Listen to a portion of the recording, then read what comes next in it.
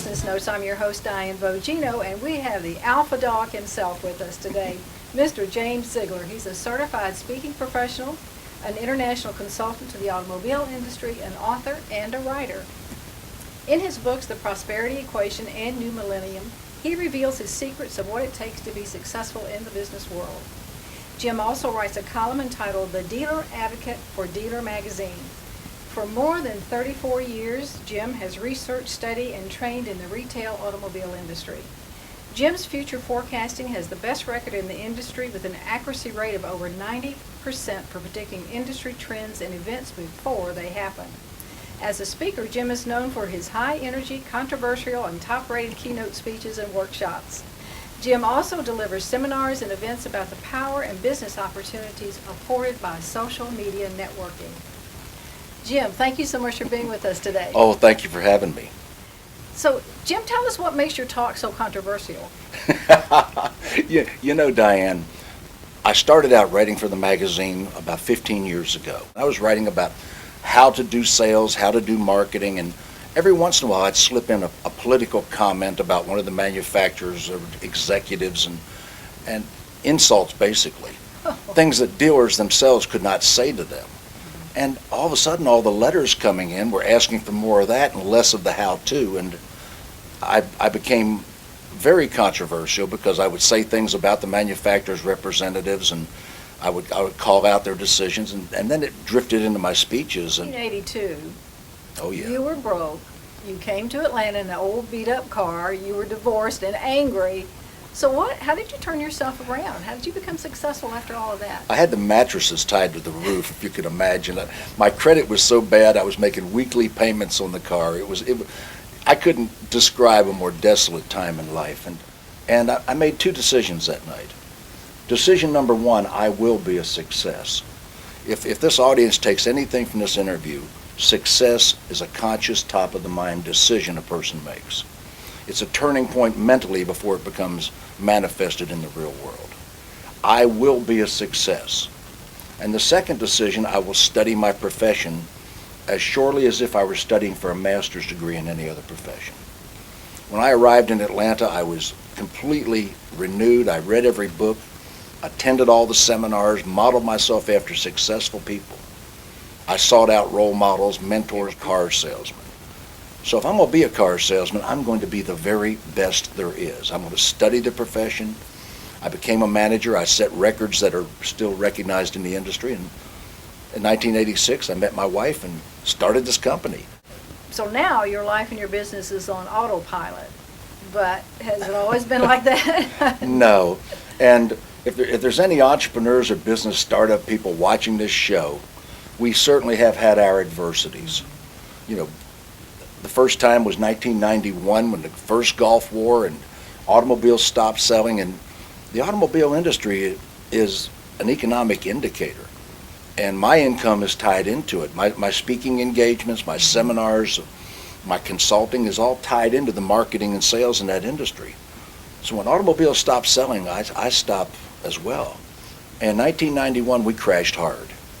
I had 40 employees on the streets with American Express cards in their wallets, and I was bleeding money out of every artery. I had 10,000 square foot offices, and I had become the ultimate success story. And here we are. I couldn't lay those people off quick enough. I couldn't, and I owed $100,000 to American Express. I mean, we were so upside down.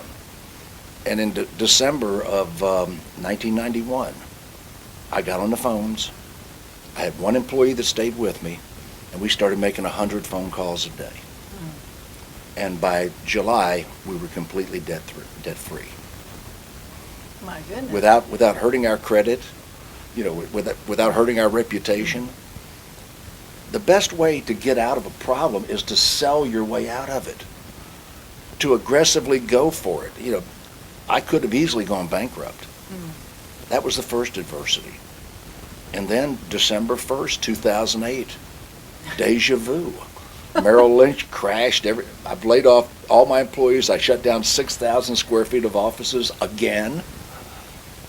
Got on the phone December 2nd, 100 phone calls a day. Moved the business back to the house. Ran in high-speed phone lines. And today, my wife and I and one technician are the entire company. Jim, let's go back to the beginning. How did you, first of all, find your niche, and then how did you bring your businesses from conception to reality? Well, as I mentioned, when I arrived in Atlanta, I was broke, divorced, bad credit, angry. I became a car salesman, and I had a new conviction. I had a new resolve. I was going to be the very best there is. And acting on that, I set records. I became well known, and somewhere along the way, I met my wife. She bought a car from me. I made so much profit on that deal. Then I made every payment myself. If I'd have ever known I was going to marry her, I wouldn't have made so much profit. But anyway, Debbie, my wife of 25 years, when I met Debbie, I have no ability to count money. I don't care about money as far as managing it. Right. I can't leave her. I don't know where any of the money is. I have to stay with her. Way to go, Debbie. So anyway, I laid out legal pads, no computers in 1983, 4, 5. I laid out legal pads.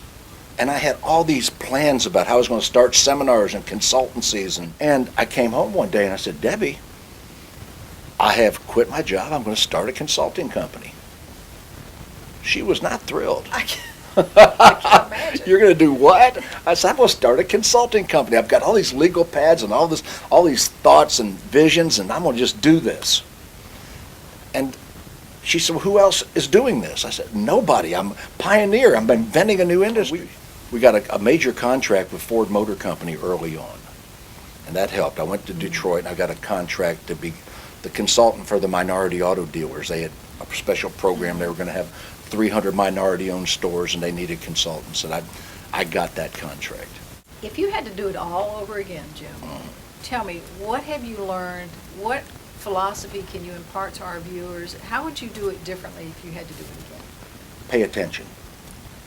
If you're starting a business or if you've been in business for a while, beware of distractions that come to you disguised as opportunities.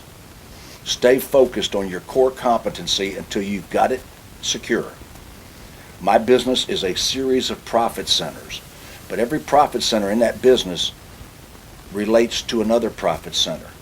I'm not going off in tangents. Every day somebody's knocking on my door with some great business idea and some great partnership, and everybody wants to help me do business. Stay with your core competency. Do what you do. Don't be distracted, because many times distractions look like opportunities. So, Jim, what about your exit strategy? I mean, you go like 90 miles an hour every day, and I think you do like 200 speeches Well, I'm out 200 days. That's not necessarily 200 speeches, but I'm out of town 200 days a year. My goal is to die on stage in front of a wildly cheering audience. I like it. There he goes. Bye, Jim. Jim just died. Retirement's for people that don't like what they do. Right. You've said a lot today about how things have changed for your business. How have you kept your topic so fresh and so up to date with things that have changed so much over the years? Well, today I'm teaching social mediums, internet, and I don't mind saying I'm 63 years old. And when I speak at the internet conferences, some of the younger participants and people in the audience, what is he doing here? And I'm blowing them away with innovation and new ideas, and I'm making a tremendous amount of money on Facebook, LinkedIn, Twitter. I mean, I'm actually using these media. Relationships are power. The most powerful people on earth are those people that have the most relationships and influence the most other people. Jim, thank you so much for being with us today and taking time out of your busy schedule. We really appreciate your expertise and your wisdom. Thank you. This has been a real pleasure. And thank you. This is Diane Bogino. Until next time on Business Notes.